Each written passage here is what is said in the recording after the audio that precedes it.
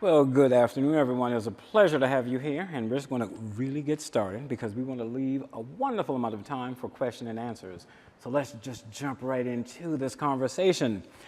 Oh my goodness, having both of you here to talk about what you have written about will be very, very unique. So let's start off with, when you were thinking about this topic, what does hope mean in the context of all these different types of environmental crises, such as biodiversity loss, pollution, climate change, etc.? How do you define that differently from someone who would say, I hope that this doesn't happen, or I hope because I believe it will not happen, we'll overcome?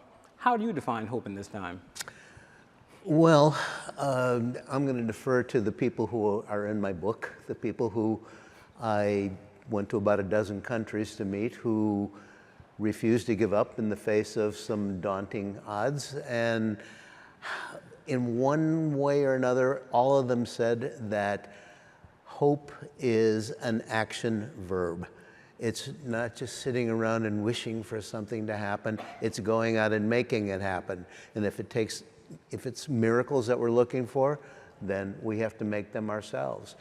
And the feeling that you are doing something on any level, because some of the people in my book are amazing geniuses in their field, and some of them are like us, or ordinary people.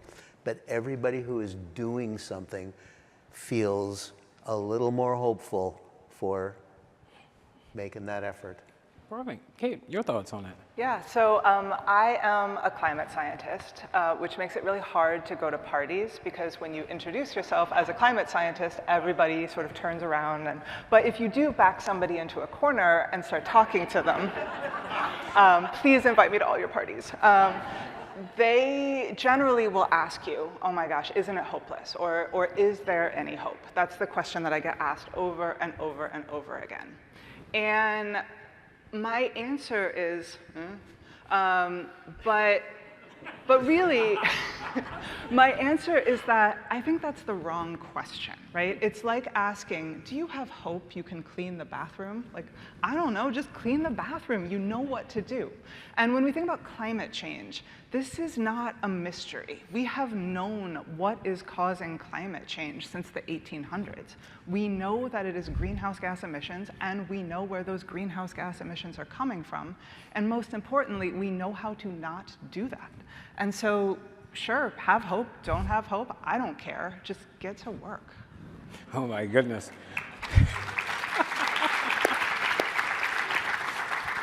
Now, as you go through the different books that you've written, I'm quite sure if you are like many of us, at a certain point, you could feel that this is actually overwhelming, that you are not in control of almost anything. So as you looked about navigating all these unique topics, were there any times where you felt that the scale of what you were researching was just going to emotionally impact you? And if it did, what was that? When the scale of what I was researching? Yes, like how deep, the breadth and depth, could mankind overcome this? Look, I am a journalist, which means that I'm not a specialist in anything. I have to go convince specialists who are brilliant to explain to me what they're doing and somehow earn their patience. Kate is one of them. She has a cameo in my book. For this book, which began with about a year's worth of conversations, my editor, who's my editor for my last couple of books, we were trying to frame how do we talk about the global issues of today that are really existential issues? Climate, is it going to run away out of our control? Extinction loss, is it going to become so exacerbated that we are one of the victims? And how can we produce enough food for all of us on this planet without exacerbating either of those other two? And I cut a wide swath. I went into areas that are really fun for me to research, like nature conservation. I was out in the wilderness with these amazing biologists, saving one species at a time. But I was also in places completely uncomfortable to me. I spent a lot of time in the MIT physics lab seeing if they can trap starlight and create energy that's limitless and also carbonless and radiation free. And I didn't know what they were talking about. I mean, there's a breakthrough in my book. It's rather thrilling. It was made by a class full of what their professor calls the most brilliant 23-year-olds on the planet. And I just had to keep listening until I finally got it. I spent time with the military on a couple of occasions for this book. Well, let's talk about that. What is the military doing? Because in some people's viewpoint, it might have a very large carbon footprint. Well, yeah, it's rather ironic that the Department of Defense, I realize that's an archaic term, that the Department of Defense turns out to be, in some ways, the most forward-looking agency in the United States government because they are interested in security issues. And they want to know what's going to be threatening the world so they can prepare for it 50 years down the line. So I was at a conference at Johns Hopkins where a lot of top brass and a lot of top scientists came together to talk about what they considered to be the #1 security threat to the planet, and that is climate change. And it was at a time, and most of you will remember this, it was a few years ago when the fires from Nova Scotia were making the air here worse than either Dhaka or Delhi, which usually trade places for having the worst air on Earth. And a guy who had been commander of I'm not going to get the terminology right, but he'd been commander of the United Forces in both Europe and in the South Pacific, just stood there saying, you know, cue climate change. This is what we are looking at. How interesting. I won't go into it now, but the Defense Department has had some very interesting strategies towards dealing with it. Okay, let's turn to you and look at your items when it comes to oceanography and what climate might look like from a planetary perspective based upon your work. Yeah, so I feel like my book kind of represents my coming out as a human being because I'm a scientist, right? We're not supposed to be human beings. We're supposed to be objective. Analytical. Analytical. We're supposed to be neutral. And the thing is, I have a conflict of interest because I study the Earth, and everybody and everything that I care about lives here. And so I can't pretend like I don't have feelings when I see everything changing, right? And I realized, oh, it doesn't make us more credible as scientists when we pretend we don't feel anything. It makes us liars, right? And I don't want to be a liar. We got enough of those right now. And so when I was writing the book, I wanted to kind of reject this false dichotomy between facts and feelings, because you can get the facts right, and you should get the facts right, but you can also feel stuff about it. And once I accepted that, that kind of opened up this whole spectrum of possibilities. Oh, how interesting and inviting. Let's get into a little bit deeper as we talk about that more on a personal level. As you were looking at this, what personal experiences kind of shaped your decision to write these types of books? What is it that you might have come across in your own life where you said, I need to talk to the world about this? What can I do? Were there any moments? Let's start with you. Yeah, I mean, I have a big mouth. I just like to talk a lot. And I like to talk about interesting things. And I realized, I guess, when I went to parties and people ran away from me, that a lot of people don't think climate science is interesting. They thought I was going to shame them, or they thought I was going to depress them. And I'm very good at doing both of those things. But that's not all I'm good at. I feel like I get bored really easily. And when I was reading, both for this book, but also for my day job, I'm a NASA scientist. I should stress that NASA does not approve of anything I say ever. This is not the official NASA position, although it should be. But you know, I realized reading widely that this stuff that we do, this physical planetary science, really touches on so many other aspects of human life. It touches on history. It touches on the stories that we tell. It touches on mythology, literature, fiction. And just realizing that, again, I don't have to choose between facts and feelings, and I don't have to choose between physics and literature. It's all there. It's all under the rubric of climate change. Perfect. Alan, any personal items that made you say, hey, it's time to speak out a little bit louder? Well, I've had the privilege of going all over the world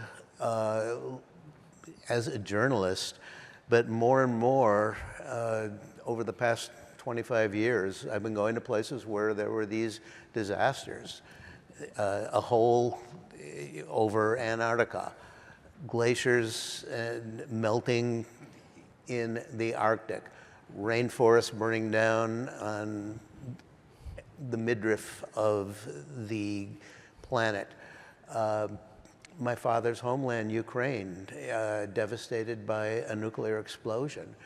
And the more I looked at these things, I started seeing that, wow, these all connect through what my species does in this planet. So this has kind of been my beat over the past 3 books, is writing about the global environment. And the more I get into it, the more I realize how critical it is. Hey, look, little reality check.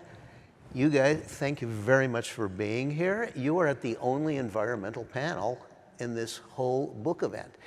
And I am a devourer of literature, fiction. I read it all the time. I love every single thing that gets written about, and glad these books are getting written. But frankly, if the environment goes on us, we're not going to have all that other interesting stuff. Culture, politics, economics, there's going to be nothing for them to stand on. So I'm driven to do 2 things. One is to write about these things and research them, get it right, say it as clearly as I possibly can, but also write it in a way that all that other literature has trained me to make it inviting to readers and get people to follow it along. This is perfect. Well, I want to shift gears a bit because I know for, I would say, the mature crowd in this room, which I'm a part of, let's think about a younger generation, because we all know that we have expiration dates. If you did not know that, surprise, surprise. Within that, however, the younger generation, I guess, when we think about them and what you both have written, because it is a nice thing to have the positivity in your books, how do you envision the younger generation or younger readers looking at your book, not just for information, but what can they do? I'm very grateful that I hear from younger readers a lot. My books are used a lot in high schools and in universities. And this book, Hope Dies Last, is getting the response that I wanted, which is a response for, I mean, frankly, I was facing this stuff every day, and this gets heavy. But by the end of it, the people that I met were so determined, they were so stubborn.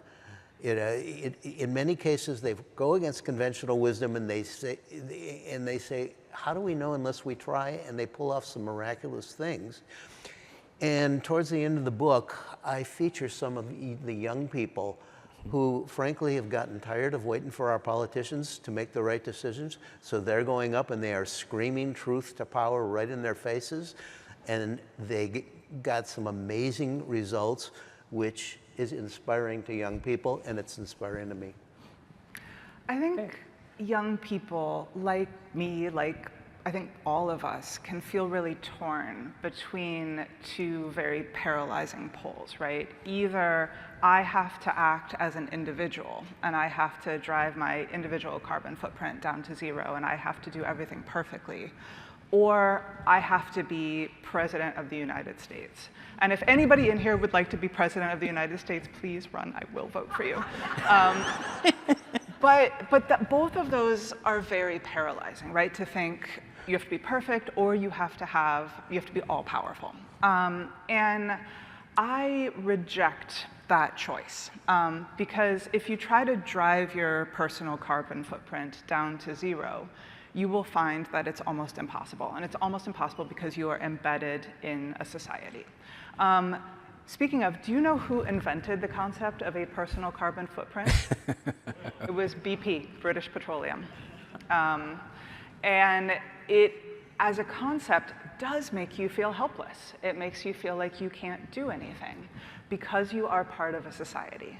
But that is actually your superpower, because you are not an individual. You are part of a society. You are part of a neighborhood. You are part of a faith community. You are part of a workplace. You are a part of a school community.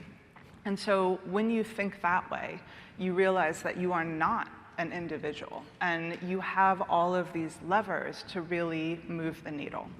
If I did have to summarize it, I would say don't vote for people who don't get it, and organize for people who do. I think that's the number one action any of us can take. But there is still so much we can do, not as individuals, but as members of communities. Wonderful. Let's delve into that. Yes. Yeah. You definitely both mentioned that it can be very hard when you are the individual. So let's talk about some things that you can do that are more positive that we can each do on our own. Because when you do look at it, trying to say I have a zero carbon footprint is pretty much impossible.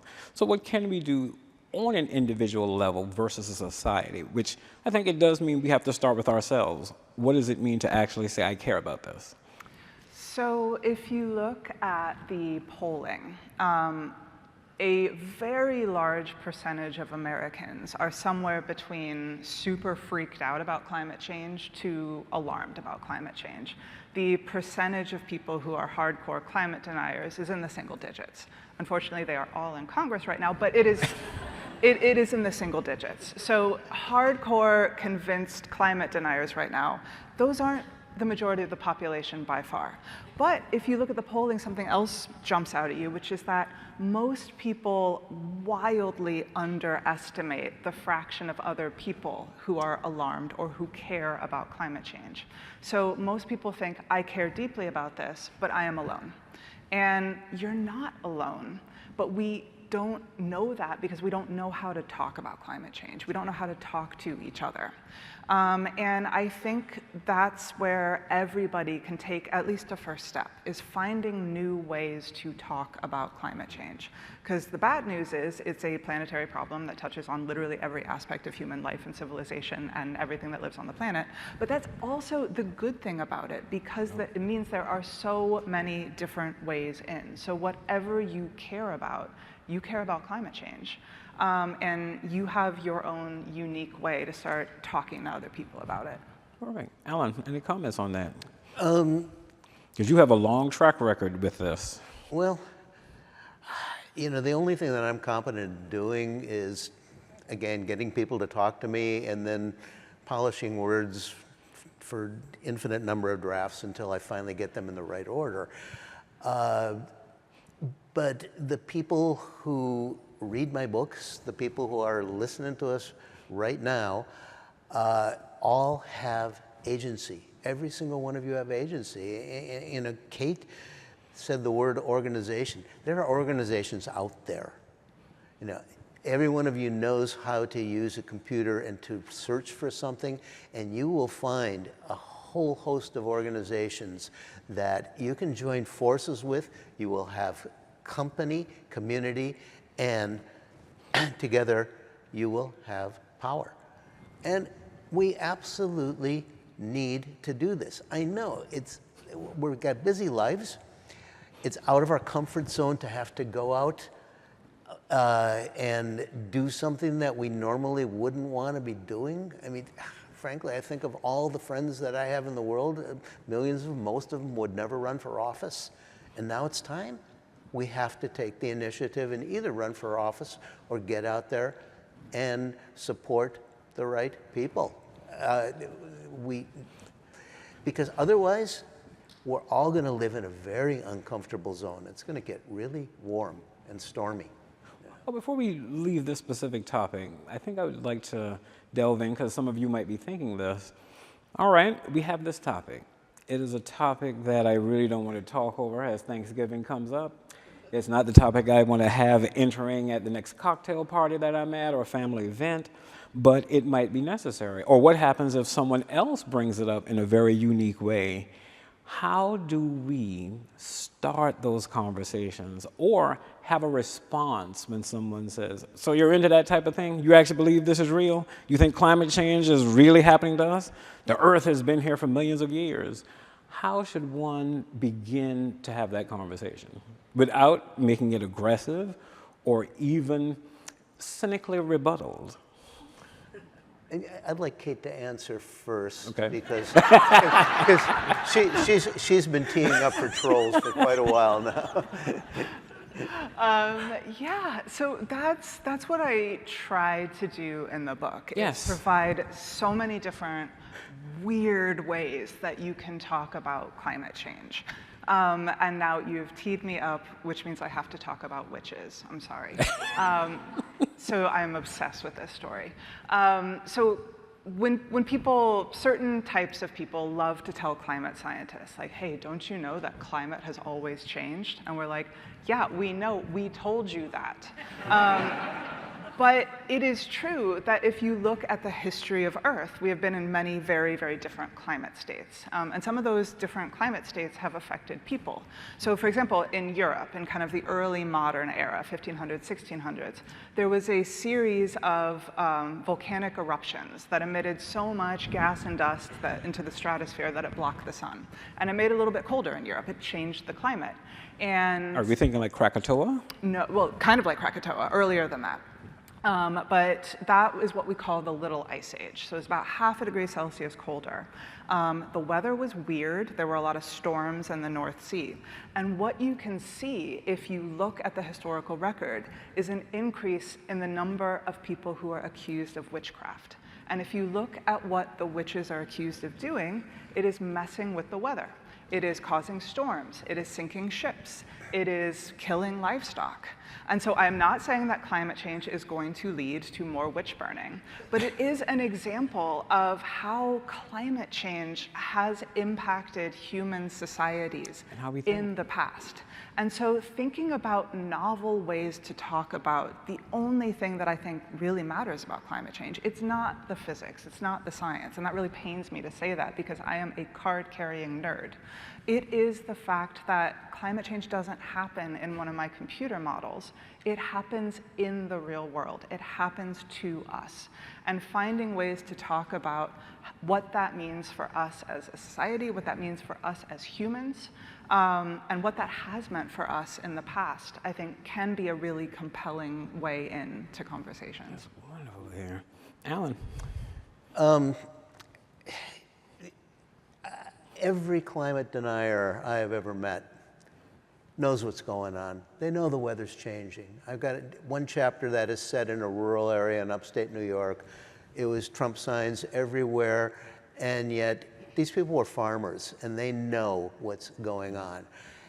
People who deny climate change right now either are lying to themselves or they're making so much money they're lying to us, by selling us fossil fuels. So one thing that I do when I get in these conversations is I just talk pocketbook. And we're in the United States. This has been the center of the universe since the post-war era, in a sense, and we forget that there's a bigger world all around us. There's this country that I go to sometimes called China, and China right now, how many solar panels are they making? Right? China installs 100 solar panels a second. Yeah, this is going on a massive scale in China. Not only that, and I feel I have to thank General Motors, which is sponsoring our session here, as oddly enough. Hey, I drove GM cars all through my youth. I mean, I love those Chevys.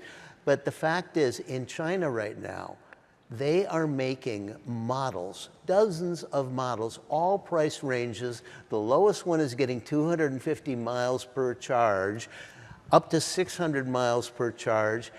And they've got batteries now that charge in 5 minutes. That's less than what it takes us to pump gasoline. the whole rest of the world is buying these things. You go to Mexico, you can buy them. You go to Canada, you can buy them. You go to Norway, everyone is buying these things. You know, we are the last place on Earth that is putting all of our emphasis on internal combustion engines. That is last century's technology. And GM, you don't want to end up in last place, but that's where you're going to be.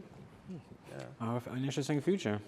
Now, as we look about the book, what I really liked is it had this wonderful balance between research and data, visual storytelling, and then actual storytelling.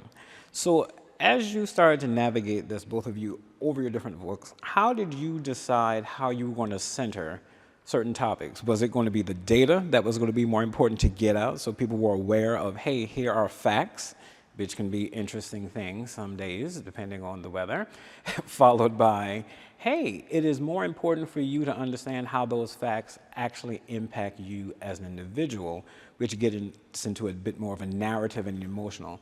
How did you decide which one was going to take more precedence, both of you? As a journalist, I have to get my facts right. If you see my book, you'll notice it's thick because about 3/4 of an inch is a bibliography.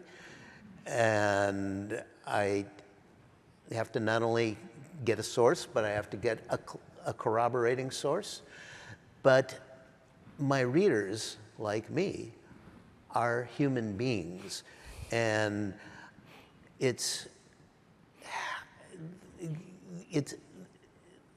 always so delicious just to follow another human being, to see their successes, their failures, follow their passions. So every concept that I describe in this book, and there's a whole lot, you learn a lot, I learned a lot in doing this book. It's told through the story of the human being who discovered this, who screwed up going into it, who finally got something right, who found out that something right, it's going to be more complicated than that. These are human stories. And I learned this by reading, I take my narrative vitamins every evening I read novels. You learn how to develop characters and that readers can identify with. Kate. Yeah, so for my sins, I do a little bit of reading of climate denier reports, some of which have taken on undue influence in the US federal government right now. And what I think when I read it is, oh my God, if you're gonna make something up, have it have sex scenes, like make up something more interesting than this. And so what I wanted to do in my book was a combination of science, so the data, and stories from history. I love history. I engage with history like gossip. I just want to know who did what to who, and you can maliciously gossip about people who've been dead for centuries. That's fine. But I also wanted to make stuff up because that's one of the joys of being a human being, is saying, I am not pretending that this is science. This is something that I'm doing because I feel the joy of creating something, of making stuff up. So in my book, I have a script for a movie that I want to see made, where a scientist warns a whole bunch of world leaders about an impending catastrophe. And the world leaders all listen to the scientist, do exactly what the scientist says, and then it turns into a romantic comedy, and you never hear from the scientist again. And so it's that kind of stuff that I think we need to work in, because climate change affects everything on the planet. I've said this like 18 times, I'm sorry, it's still true. And I think we need all of the tools at our disposal, both the story of us in history, the story of us finding out stuff in science, and the stories that we tell each other, the stories that we make up, the stories that make us cry, the stories that make us laugh. Oh, wonderful. I think since we're all here, I'm quite sure some people still are processing this. As we sit here right now talking about the changing planet, what would you like our audience to really remember if there is nothing else they have thought about before they left this session? What's really important to take away? Some of you who've read my book, The World Without Us, may recall that at one point I'm with one of the world's extinction experts here at the Smithsonian, actually, Doug Irwin, who explained to me that, as you probably know, that the Earth's been through 5 major extinction events, and some of them have wiped out nearly 90% of everything alive. And though sometimes it takes millions of years, eventually life is so mysteriously resilient that it comes back, and the planet just totally flourishes again, and it's fabulous with all kinds of new species until some asteroid strikes, and then here we go. So right now, of course, we're being the asteroid. We're striking this planet. But when you walk outside, look around, this is still a beautiful place. We still have a baseline that is damaged, but still flourishing.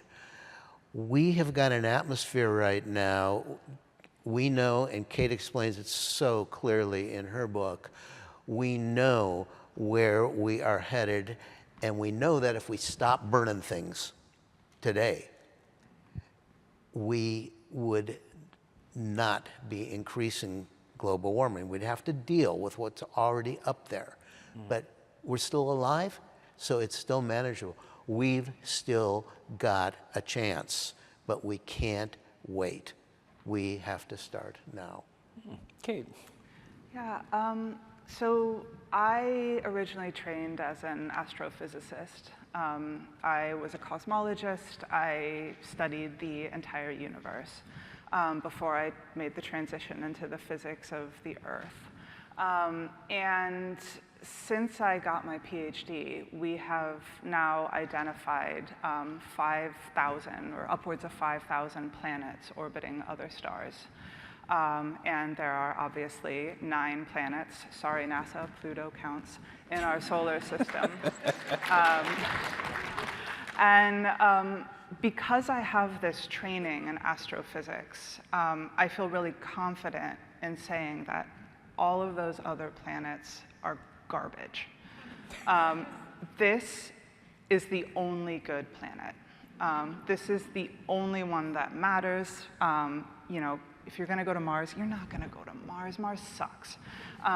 And so I think having an understanding, yes, the need to take care of the planet, the need to act now, but also an understanding of how wonderful this place is, how lucky we are to live here, how interconnected everything is, and how much we all love it. I think that's what I want to leave people with. That's wonderful to hear. I guess there's another question. How did the two of you start to work together in these very unique ways of expressing how important the climate came about? Was it just through a conference? Was it a paper that you saw on each other? How did the both of you connect to begin to say we should look at what we can do to speak about this? So one of the chapters in my book is set along the Mesoamerican Reef, which it starts on the top of the Yucatan, it goes down Belize, Guatemala, and then across northern Honduras. After the Great Barrier Reef in Australia, it's the longest continuous reef on the planet. And I went down there with some scientists from the World Wildlife Federation and Stanford University, and 2 modelers from NASA. Who were talking to coastal managers, wildlife refuge managers in all these countries, talking about the things that they can do to prepare for warmer future. And the modelers were exquisitely important and intelligent and expressive in explaining to people, this is what we see happening, and here's how you've got to prepare for it. I followed those modelers up to a building that if you ever saw Seinfeld, you know it because Tom's Restaurant was right in the very opening scenes. Up top was the office where James Hansen was leading the Goddard NASA Space Studies. Do I have the title correct? Goddard Institute for Space Studies. Goddard Institute for Space Studies. And I went up because I wanted to talk to those modelers more and to meet some of their colleagues, and Kate was one of the ones that I got to wow. meet. Yeah. Wonderful. Great to have those things come up. Serendipitous surprises is what one would say. Serendipity. Yeah, I mean, I really enjoy talking to journalists because I think we essentially have the same job, right? Scientists and journalists are supposed to find out what's true and then tell people about it. It happens on different time scales, but I think both of those are really important. Oh, perfect. I think what I want to do, because I'm looking at this room that has almost basically filled out. This is a wonderful thing to see here at the book festival, which means I think what we should do, and she already beat me to the punch right there, look at her, already knows where it's going, is that we want to take this time to begin to open it up to the crowd, because as I look around, I'm quite sure we're going to have a bunch of questions for these wonderful two people who are taking the time to speak to us today. With that, we will begin our question and answering stage. Both your books are incredible. Please, everybody, read them. I'd like to do a real quick speed round of tell me whether this is a good idea or a bad idea. Let's see how this works. A quiz? Oh my yeah, goodness. exactly. Teach your kids to, or introduce them to kelp and plant-based meat. Good idea or a bad idea? Yeah, I think it's a good idea because some of it actually tastes really good now. Buy an electric vehicle, fully electric vehicle. Oh, buy an electric vehicle. Yeah, you know, if you live close enough to where there's charging stations.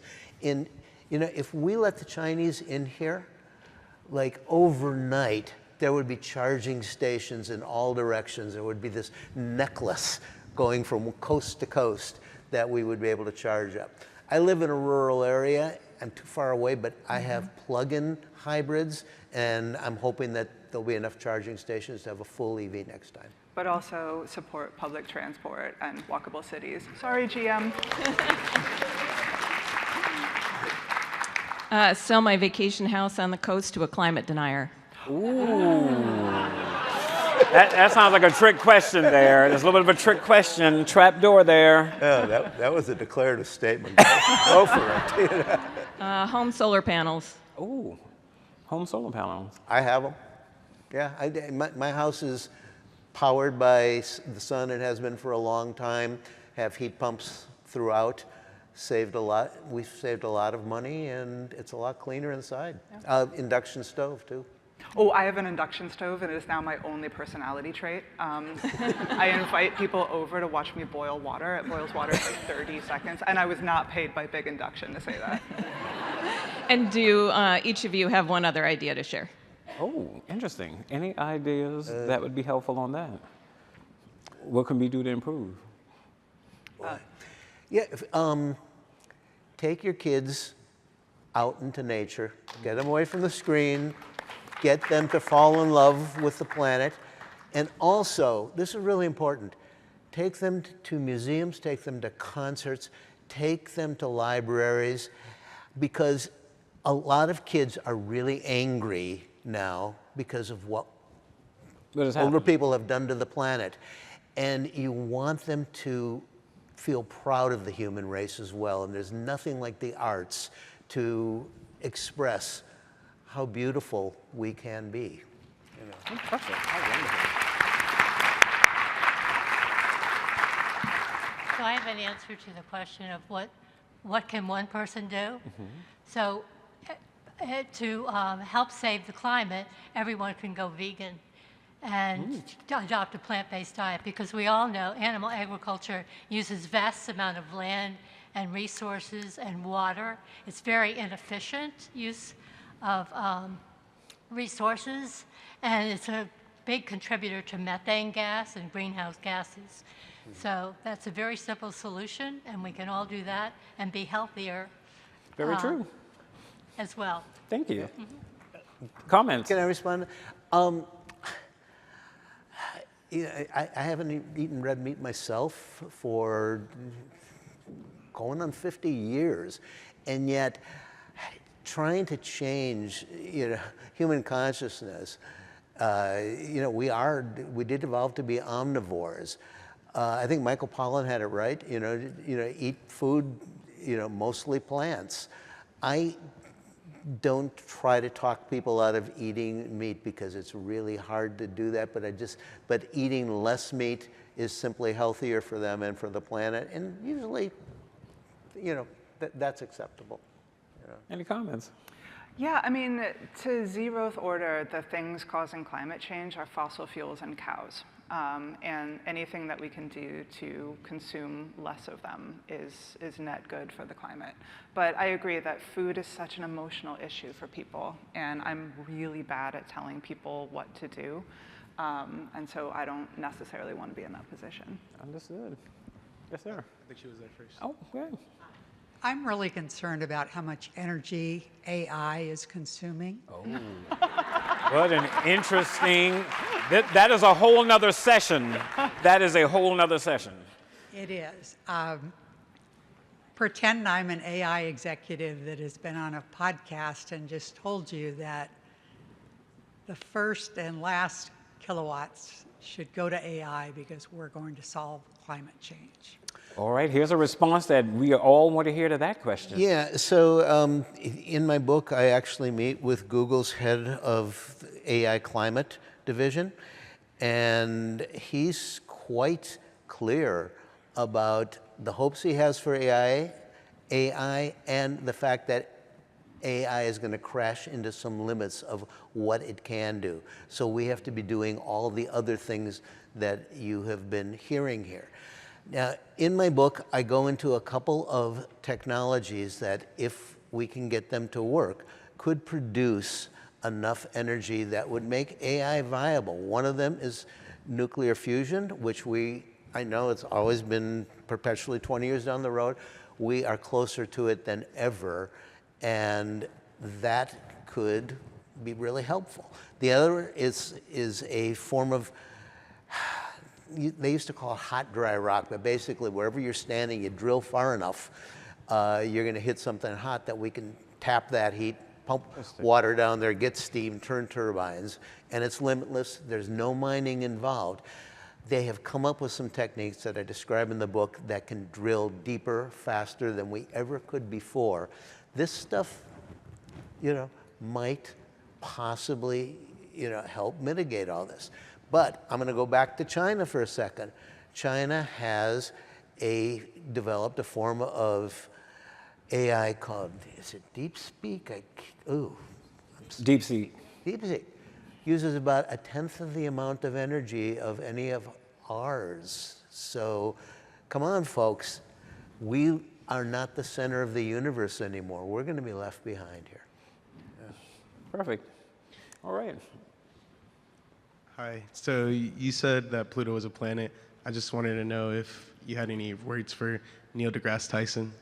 But that wasn't my only question, but Okay. that's immediately what I thought of. I'm like, Neil, if you're watching, bring it. Never forget, everybody, Pluto. I wanted to know about if y'all had any opinions on the acidification of our oceans and what steps we could take to, combat that. Oh my goodness, the acidification of the ocean, and on top of that, the warmth of the ocean. What are the thoughts? So the acidification of the ocean is happening because carbon dioxide dissolves in the ocean. Not all of it, most of it accumulates up in the atmosphere and hangs out in the atmosphere for hundreds or thousands of years. But when carbon dioxide gets dissolved in the ocean, that makes the ocean more acidic. So the best way to stop making the ocean acidic is to stop putting carbon dioxide in the atmosphere. There are people thinking about ways to try to do interventions to make the ocean less acidic. I write about this a little bit in my book, in the Pride or Hubris chapter. But the thought is that, well, if the ocean is getting more acidic, we could maybe try dumping a bunch of antacids into the ocean.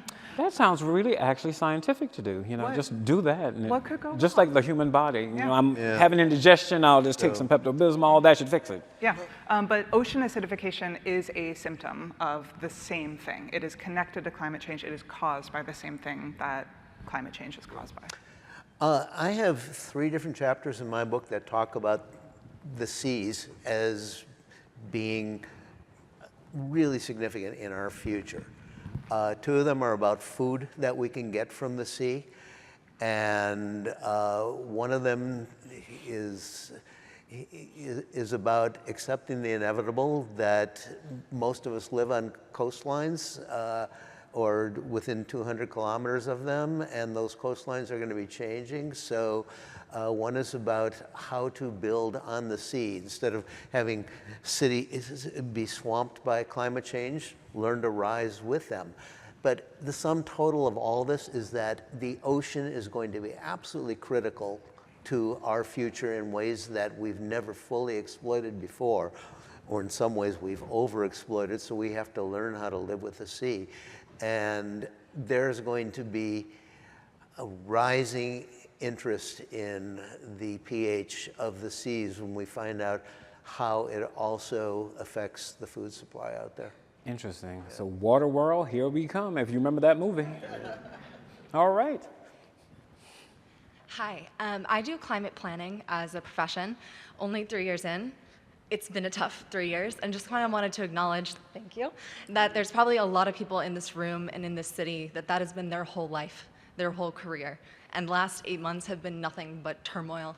So I'm just curious, as we are 5 years away from a lot of the key biodiversity goals that we have set, 30 by 2030, as we are 5 years away from our mid-year climate targets and only 25 years away from our many targets we have set, whether that is at the federal policy level, at international policy level, or even our corporate carbon commitments to be at net zero by 2050. How are you thinking about progress, and how should the people in this room who have a great amount of impact on the kinds of policies, the degree by degree fighting that we're doing every single day, how are you thinking about progress when we have been thrown all kinds of distractions and disaster and destruction in the last 8 months? Interesting. All right. Who wants to go first? Go ahead. Well, first of all, thank you for your question and thank you for your work. I think maybe the most important thing to do immediately is get mad.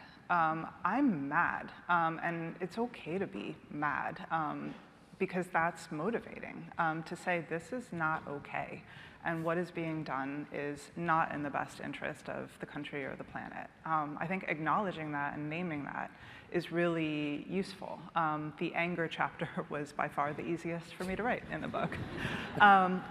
But we know that's not enough, right? What this science says is that climate change isn't a threshold. It's not a cliff we fall off. It's a slope we slide down. That doesn't mean that we couldn't exceed tipping points. It doesn't mean that there's not potential nonlinear, really scary things in the future. But what it does mean is if we blow past the 1.5 degrees Celsius limit, which we almost certainly will, if we blow past the 2 degrees limit, which maybe we will, we don't give up. We don't say, well, we failed. We keep going, because I think the UN messaging is true, which is that every ton of carbon dioxide counts. Every tenth of a degree counts. And we can lose the battles, but we can't lose the war. We just can't give up. Correct. All right, well, thank you. Al, you had a response because you want to... Well, I was just thinking, a week ago I was in a conversation like this on a stage with Bill McKibben, and that's an old name. yeah, and Bill's got a new book out about solar energy, and what he shows in that book, in his typical incredible clarity, that we don't have to wait for fusion. We don't have to wait for deep geothermal. We can do this with solar panels right now.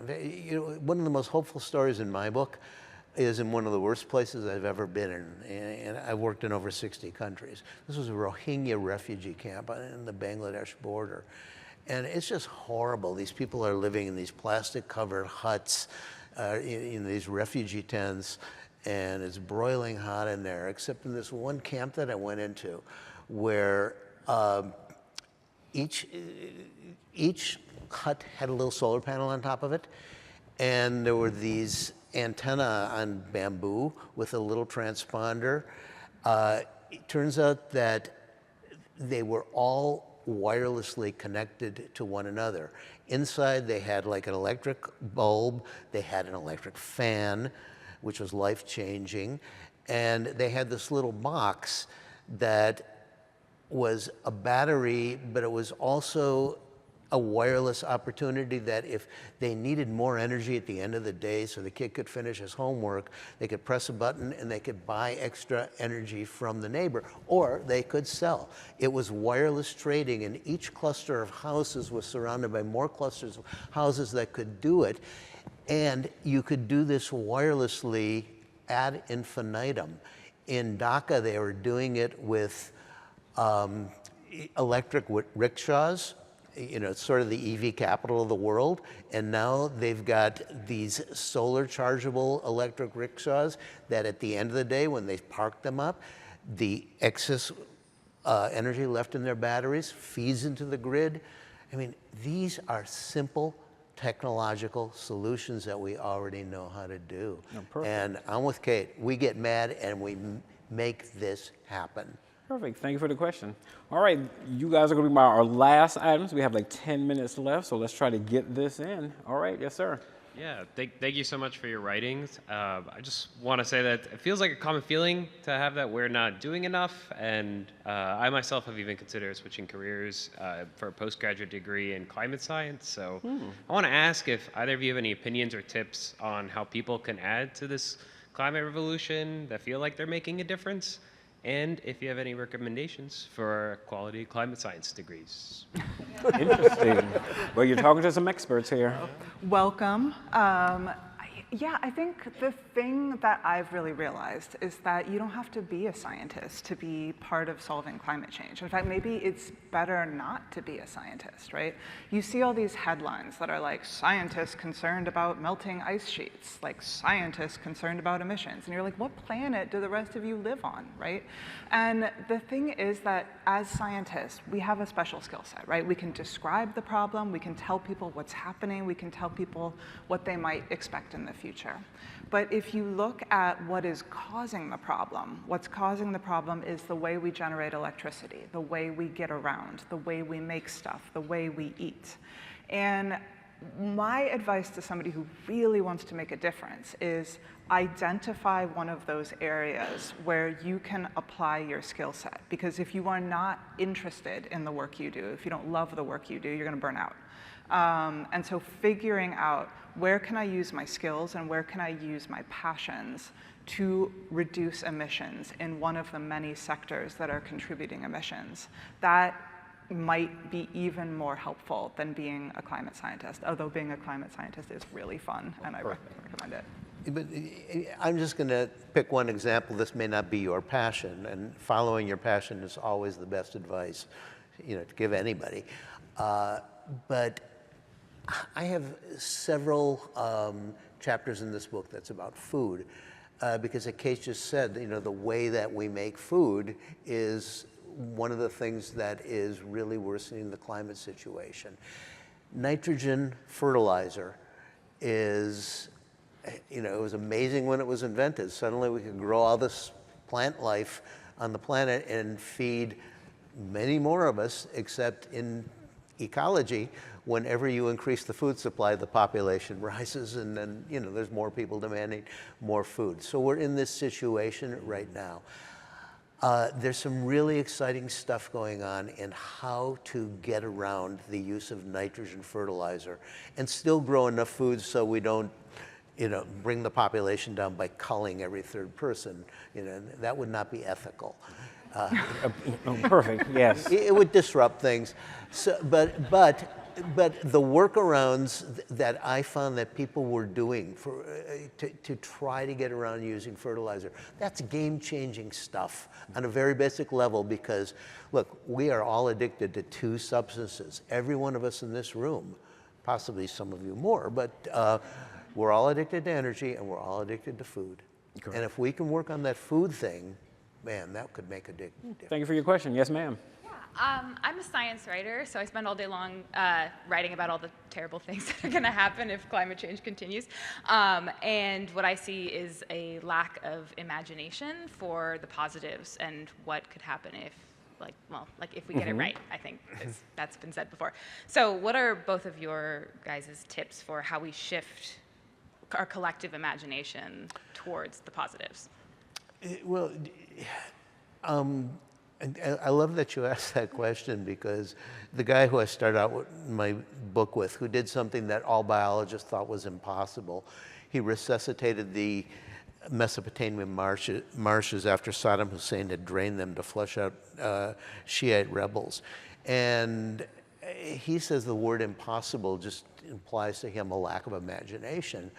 So, you know, you always find people, as a science writer, you find people who are imaginative to portray, and spend enough time with them so you're not just talking about the concept, but you're talking about the human being who had the passion to be imaginative, to find this solution.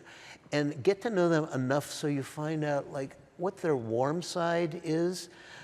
To me, the moment that I knew that my book was going to work was, my first reader is my wife, and she's a very severe editor.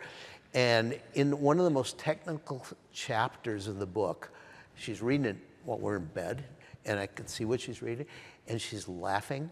And I know, wow, I got it, because I worked humor in there. Everybody, even all of this stuff, the irony, look, GM, here we are, you know, Washington, D.C., talking about this. You all just laughed. You know, get that into your writing, and readers will keep reading. All right, we have 5 minutes left. We're going to try to tackle this. We're going to keep it really short. So yes, ma'am. I'll keep my question specifically to Alan. So I think hope is contextual. So the hope in terms of climate that people have, especially like coming from Africa. I'm from South Africa, and I used to be a mining lawyer.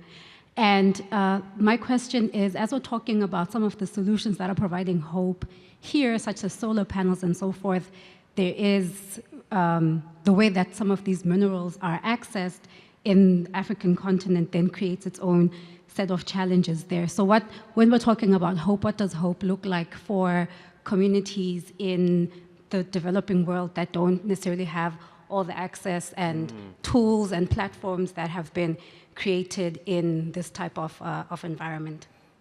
Unique question. Because of the pandemic, a trip that I was planning to South Sudan didn't happen for this book. I did not go to Africa for this book, but I've been to Africa for previous books.